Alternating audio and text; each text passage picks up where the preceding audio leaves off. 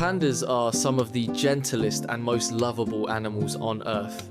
Even though they're big and powerful, they're known for being calm, peaceful, and incredibly goofy. Most pandas prefer a quiet life alone, relaxing in the bamboo forest far away from noise and chaos. But what makes pandas truly special is how silly they can be.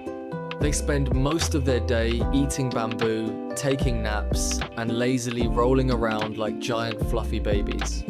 Sometimes they sit like humans while chewing bamboo, and other times they randomly fall over for absolutely no reason, and somehow it's the funniest thing ever. Pandas may look slow and sleepy, but when they're happy, their playful side comes out. They love rolling on the ground, climbing trees, tumbling around, and acting like mischievous little kids. And baby pandas? They are pure chaos in the cutest way possible. Baby pandas love wrestling, cuddling, climbing over each other, and getting into trouble every chance they get. Watching them play together feels like watching a group of fluffy toddlers discovering the world for the first time. Maybe that's why people all around the world are obsessed with pandas. They remind us that life doesn't always have to be so serious.